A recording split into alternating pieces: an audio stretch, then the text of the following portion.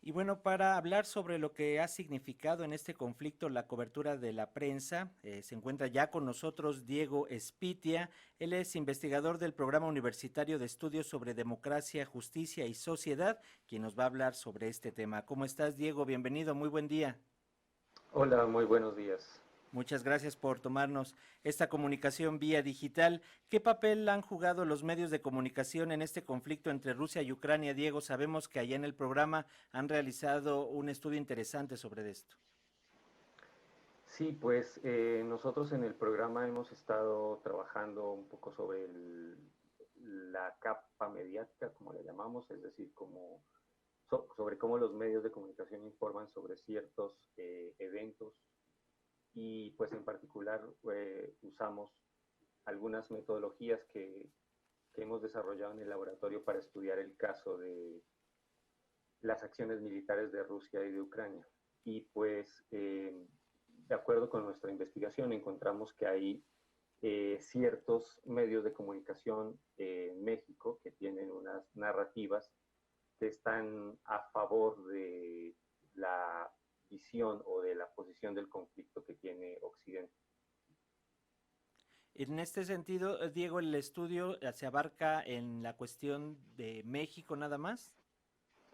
No, hicimos primero como una revisión de algunos medios internacionales, tanto de la postura rusa o de la posición oficial rusa, y tanto de la posición, digamos, oficial de Estados Unidos y Europa, y la OTAN. Y de ahí entramos a estudiar o a ver si había alguna influencia de esas posiciones de los medios internacionales en los medios nacionales. Y pues en medios nacionales monitoreamos radio, prensa, televisión y algunos medios o algunos espacios periodísticos que están en YouTube y encontramos que en general los medios mexicanos dieron más espacio a la postura oficial de Estados Unidos, la postura oficial de la OTAN, de Europa, que nosotros la denominamos la postura de Occidente. Diego, en este sentido, ¿consideras que desde el inicio fue así o crees que conforme fue avanzando los días se fue inclinando más la balanza hacia hacia ese lado de Occidente que señalas? Sobre todo porque en las primeras notas veíamos, si no bien una neutralidad como tal, por lo menos sí había información de ambos bandos, llamémosle así, y de repente se vino toda la escalada de victimización de Ucrania y de hacer villano a Rusia.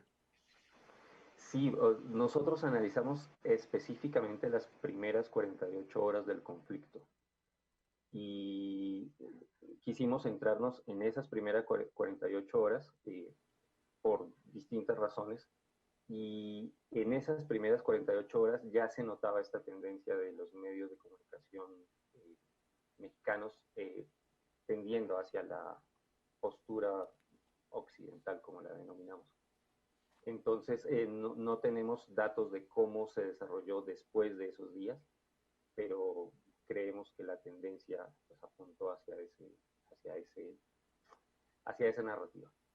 Gracias, Diego. También le damos la más cordial bienvenida a Marcela Román Nayar. Ella es investigadora también de este programa universitario de estudios sobre democracia, justicia y sociedad. Bienvenida, Marcela. Buen día. Gracias, Pablo. Buenos días a tu auditorio. Gracias, Un gusto Marcela. estar. Coméntanos en este sentido, por favor, qué efecto tienen las fake news y quiénes podrían estar detrás o a quiénes beneficia esta desinformación en torno al conflicto bélico allá en Europa. Pues, Paco, hay grandes intereses en la producción de información sobre este tema. Escuchaba la última pregunta que le hacías a Diego y algo que observamos es que la producción de noticias estuvo muy nutrida por agencias europeas directamente, ¿no? Agencias que habían intervenido en la información no solo a partir del 24 de febrero, sino días antes. Entonces, los intereses que se mueven detrás de la información han sido grandes. Por eso la producción no solo de falsa información, sino de sobreinformación es algo a lo que tenemos que atender. El mismo día 24 de febrero se estaban produciendo videos falsos de bombardeos que eran de videojuegos, fotografías de Palestina que terminaron señalándose como fotografías de Ucrania. Es decir, la producción no solo digamos, de una escalada informativa en todas las redes que hacía casi imposible dimensionar el acontecimiento, sino a la vez una producción escalada de noticias falsas. Nosotros le pedíamos en nuestros espacios de Tlatelolco Lava al público que estuviera pendiente, pues de estar pensando en la información, porque en realidad, Paco, no hay muchas posibilidades de corroborar al tiempo de que te llega una imagen, y efectivamente estamos ante un conflicto, no lo vamos a negar. Hay un conflicto importante en la región, hay un reordenamiento de lo geopolítico, pero la información jugó un papel muy importante para saber en realidad qué pasaba, ¿no? Sin duda nos remite, Marcela, a lo mejor ustedes son muy jóvenes, pero recordemos la Guerra del Golfo, CNN con esas primeras escenas de guerra casi mundial, y ahora lo vemos mucho en la cuestión de cómo se fue dando ese manejo de la información con los propios corresponsales de cadenas, sobre todo estadounidenses, en donde ya los veíamos con el casco, el chaleco y casi hablando ya de una guerra potencial, y detrás las imágenes veíamos a la ciudadanía como un día común. Exactamente, reportajes así, Paco, en medios internacionales y nacionales.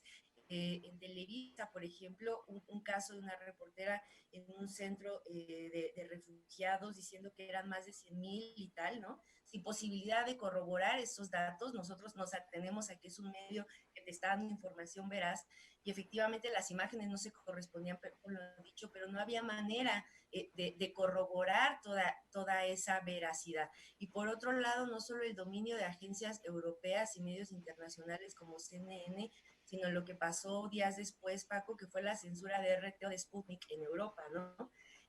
Entonces, estamos ante un problema muy grave, muy grave de desinformación, de uso de redes, de creación de información falsa, que creo, Paco, sin duda marcará la historia contemporánea de la comunicación, y por eso es tan importante un espacio como este y el papel que dieron, por ejemplo, a la cobertura de los medios públicos, ¿no? Que está en nuestro estudio presente.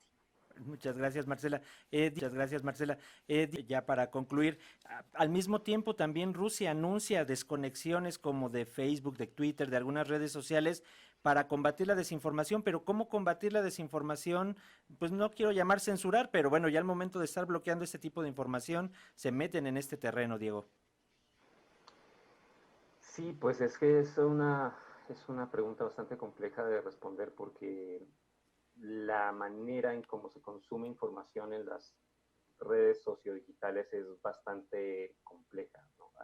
Tenemos que tener una actitud muy crítica hacia la información que nos llega porque la misma manera en cómo las redes están construidas hace que la información que nos llegue no siempre llegue de la manera que uno cree que es como transparente, objetiva, sino que siempre hay distintos intereses, distintos agendas que se hacen visibles y uno las toma como la realidad.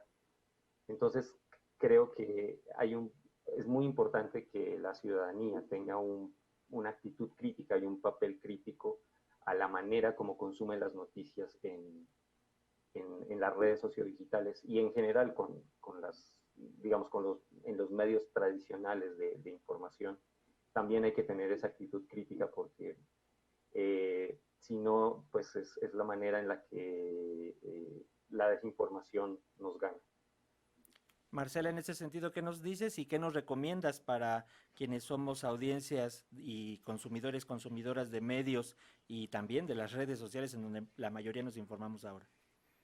Primero recomiendo dudar de todo, Paco, dudar de todos los espacios, preguntarnos todo el tiempo por la información, porque veníamos de noticias sobre este tema nacionales, o sea, estaba el caso de la libertad o no libertad de expresión, justo un debate muy interesante de si lo que se hace pagado es periodismo, etcétera. O sea, somos una sociedad que estaba sobre el tema, entonces hay que colocar las preguntas sobre qué medios de comunicación necesitamos, qué información es correspondiente saber para formarnos críticamente, y creo que dudar de todo lo que escuchamos y lo que vemos es una herramienta muy importante hoy ante las redes, ante la radio, ante la televisión, y tratar de seguir más fuentes, ¿no? Fuentes que no solo confirmen lo que queremos ver, sino que nos cuestionen. Y yo creo que esta es una herramienta muy importante, cuestionarnos todo el tiempo si cómo pensamos, lo que pensamos y si nuestras opiniones nutren un debate rico o alimentan, ¿no? Como la desinformación y la generación justamente de otro tipo de escándalos, ¿no? Más que de pensamiento y de crítica. Y de análisis que desgraciadamente luego se nos olvida por el bote pronto de esta información.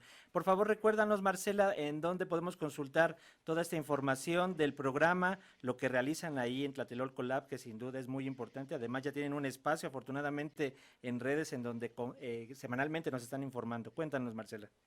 Sí, bueno, semanalmente nos podemos encontrar a las 9 de la noche de los jueves por todas las redes sociales de Pues, YouTube, Twitter, Facebook.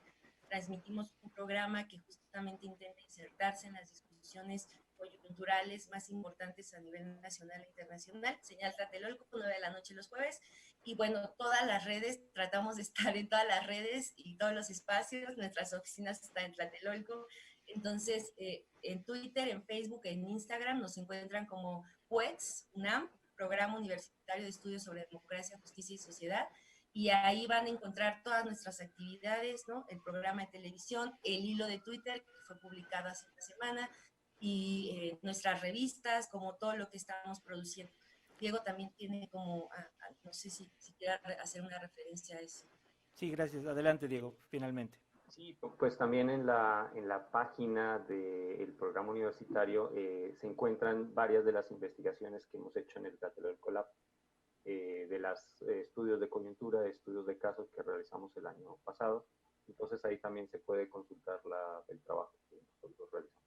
Perfecto, pues Diego Espitia y Marcela Román, muchas gracias, investigadores ambos del programa universitario de estudios sobre democracia, justicia y sociedad de la UNAM. Muchas gracias por estos minutos para las audiencias de Radio Educación y sin duda nos enriquecen y también nos cuestionan, como bien señalan, para la información que manejamos. Gracias.